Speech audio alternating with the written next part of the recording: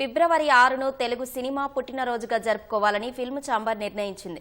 ప్రముఖ సినీ విశ్లేషకులు రెంటాల జయదేవ్ పరిశోధనా పత్రాల ఆధారంగా పూర్తి స్థాయి టాకీ చిత్రం భక్త ప్రహ్లాద విడుదలైన రోజే తెలుగు సినిమా పుట్టినరోజని అధికారికంగా ప్రకటించింది.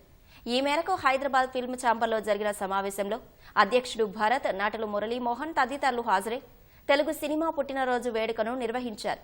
ఇక నుంచి ఏటా ఫిల్మ్ ఛాంబర్ ఆధ్వర్యంలోనే అవార్డులు ఇవ్వాలని నిర్ణయించారు.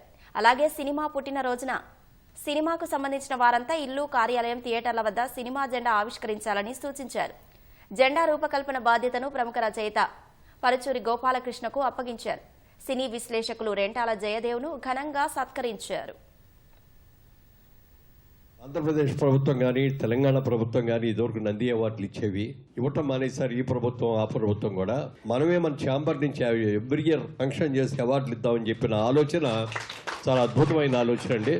డెఫినెట్గా చేసుకుందాం. ఏ ప్రభుత్వం ఉన్నా ఎవరున్నా మనం ఆధారపడకుండా. ఫిల్మ్ ఛాంబర్ అనేది ఫిల్మ్ ఇండస్ట్రీకి పెద్ద అసోసియేషన్, మూల అసోసియేషన్ అనమాట. మిగిలిన అందరూ కూడా అందులో భాగస్థులమే. ఒక మా అనండి, రైటర్స్ అసోసియేషన్ అవనండి, డైరెక్టర్స్ అవనండి, ఏదైనా అన్ని కూడా ఛాంబర్ లోంచి వచ్చినాయి. కాబట్టి ఆంధ్రప్రదేశ్ ఫిల్మ్ ఛాంబర్ తరఫున, తెలంగాణ ఫిల్మ్ ఛాంబర్ తరఫున, లేకపోతే తెలుగు ఫిల్మ్ ఛాంబర్ తరఫున దీన్ని ఏర్పాటు చేసి ప్రతి సంవత్సరం కూడా ఈ అవార్డులు కూడా ఇవ్వటం అనేది చాలా మంచి ఆలోచన. గవర్నమెంట్స్ చేస్తాయి, అది వాటికి దీనికి సంబంధం లేదు.